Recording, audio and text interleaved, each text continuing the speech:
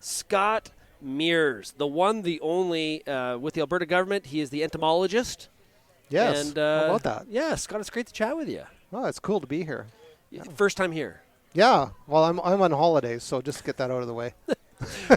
What does a person that's focused on bugs do when they go on holidays? They go to a farm show. Yeah, absolutely. This is the place. This is where you need to be. Absolutely. Yeah. Not the lake. Who goes to the lake? That's later. That's later. Yeah, Okay. maybe tonight. Maybe tonight? Yeah. Okay. Bug activity. We're dry. We were dry early, which means insect activity is higher. Tends to be, yes. Yes. As you look at this season, what is really, really capturing your attention? Well, I think the big one right now is grasshoppers. A big part of southern Alberta now. We've seen bigger populations, sort of that Lowman country west through Carmangay and out into the sort of that sandy land out in Willow Creek. Which is still a pretty dry area. It's dry the third year now, so that's why it's the center of grasshoppers in southern Alberta. In the Peace, we have some big populations manning. Now we're getting reports out of Fairview. So, yeah, and that's a different population up there. It seems to be following an every other year outbreak, so 2-year cycle. It's different there. So the Peace is always different. They break all the rules up there. I've met some of those people. Yeah, never mind. Good people. That was an easy joke. Yeah, good people. They just tend to do things different. So, yeah. So do the bugs. Yeah. And so grasshoppers, big one. We're seeing our birth armyworm traps a slight increase this year. I thought it would be bigger. We may see that climb higher yet out of central Alberta because central Alberta is a little cooler, so the population's a little later coming on. So, okay. Yeah. How about cabbage seed pod weevil? Phew, almost none. A few people sprayed. The really, really early guys had to spray. I think that's a drought-related thing as well. The drier weather, they don't seem to do very well, especially the drought that we've had in southern Alberta the last couple of years. So the dry in 2018 is set up for lower populations, I think, in cabbage seed pod weevil in 2019. The trend is so strong that, the research isn't there to back it up, but the trend is following the dry weather, lower numbers. Lower numbers of pea leaf weevil as well through southern Alberta, and even up into central Alberta as well. So those were lower. I think the big thing this year was flea beetles. Really, really hard to control flea beetles when it's dry. Every little flea beetle seems to do so much damage when the crop's not growing. And anybody that got frost, that frost, you had flea beetles. Right. Well, I think it's just accentuated because the crop is suffering so bad. And then every little bite is important. When the crop's growing really well, flea beetles, often they'll just grow right through it. But this year, crop not growing well, flea beetles do way more damage. So we talk a lot of times about economic threshold. Yes. So and they're kind of set, and maybe new research changes where those numbers are depending on the bug and the crop. But does it take into consideration the dry or the moisture levels? Because to me, based on what you just said, that threshold level would maybe change depending on the moisture conditions. Yeah, and that's a really good question. Some thresholds take that into account. The flea beetle threshold actually takes that into account because it's percent damage. The cabbage seed pod weevil does not. In fact, in good growing conditions and low numbers of cabbage seed pod weevil, we actually see higher yields. So, and I don't think the research is there to say what happens in dry conditions with a few cabbage seed pod weevil. But we've been seeing the research showing higher numbers needed for cabbage seed pod weevil and ligus. So we're seeing those thresholds actually move higher and allowing more feeding because canola in good conditions really compensates for damage. Especially these new hybrids, they get under some stress from insects and they just put out more flowers, create more pods. So actually we see higher yields with low numbers of some insects in canola.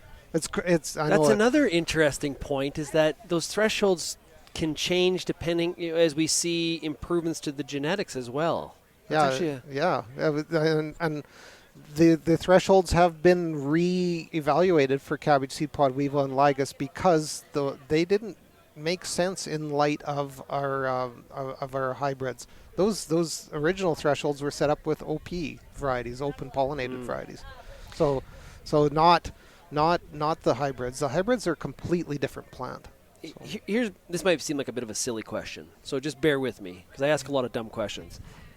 We're going to talk to Tom Wolf here in a little bit, and we always talk about herbicide resistance. Yes. Do we see any insect resistance? Yeah, we have a documented case now in alfalfa weevil in southern Alberta. The alfalfa seed producers are running into the synthetic pyrethroids not working. There's lots of herbicide or insecticide resistance in diamondback moth out of the States, but we don't see that reflected in our populations up here. So we've been relatively lucky. We don't spray that much insecticide. So we've resistance, weeds, insects, fungicide, fungus, it's how many times you attack them with that product. And the more times we use it, the more likely it is to select out that resistant population. Yeah, it's sort of like that. It's relatively speaking, right? So, yes. And if we compare a canola crop or a wheat field to an apple orchard or a blueberry farm, right? I was with a blueberry grower in Oregon about a month ago, and he was saying, that for some, he told me the bug, and it's totally escaped my head. Probably codling moth. Well, he was saying they're spraying weekly. Yeah, they're probably codling moth because nobody likes a worm in their apples, yeah. right? So weekly. Yeah. Right, and so huge. Like, one, there's a huge cost to that. Right. But two, it also makes you think you should always wash your fruits and vegetables. By the way. Yeah, I think so.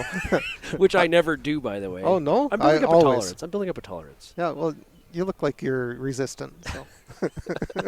But so that's why when you say relatively speaking we don't spray that much, that's what we're comparing it to, and that's why that statement is really true in fact. Right. Yeah. I mean, exactly. Our canola we spray sometimes, right? Yeah. Not even every year. Birth armyworm, no signs of resistance to their synthetic pyrethroids, because we spray them once in 8 years likely on any given farm.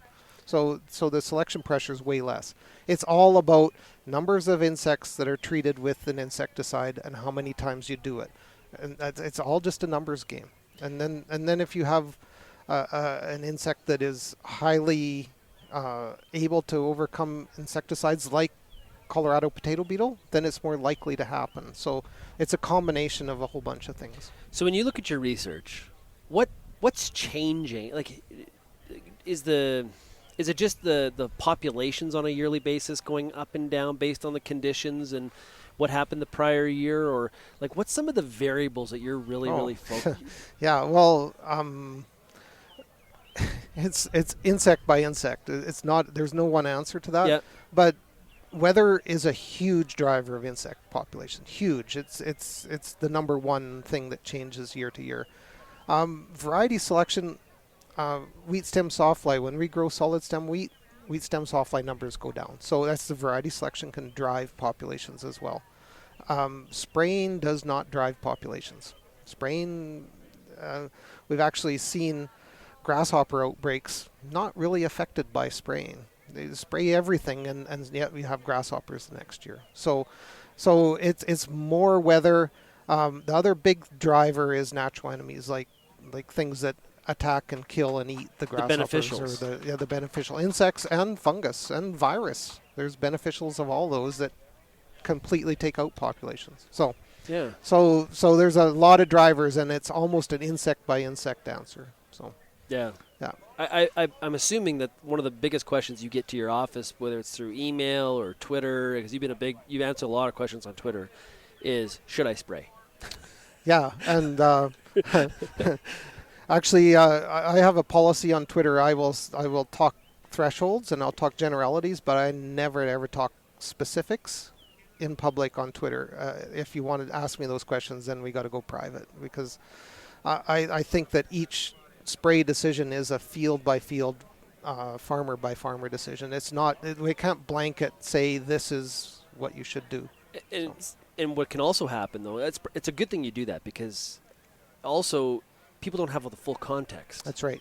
Right? And so that's exactly why. I may see, like, this may be a long thread conversation, and I may have seen one tweet or one tweet in that list of 25, and Yeah. I may not have Yeah. all the information. Exactly. Right. Yeah.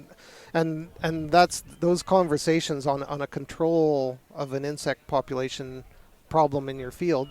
It's the end of a conversation. Yes, you should spray. No, you shouldn't.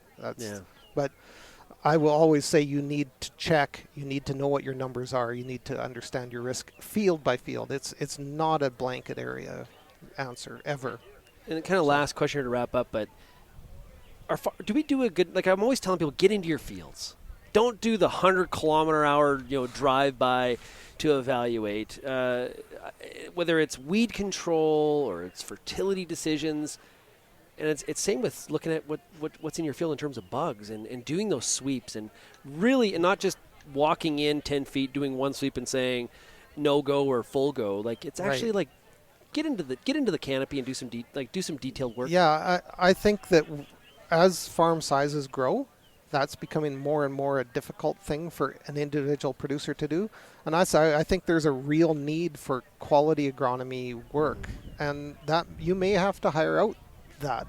But the decisions need to be made field by field. Many insects are big in one field and not in another because they're mobile. Yeah, absolutely. Yeah. Hey, Scott, this has been a lot of fun. Thanks Great. a lot, man. Yes, thanks always. I appreciate it. That is Scott Mears with the Alberta government. Does some great work. Wait, what's the Twitter handle? AB Bug Counter. AB Bug Counter. Check him out.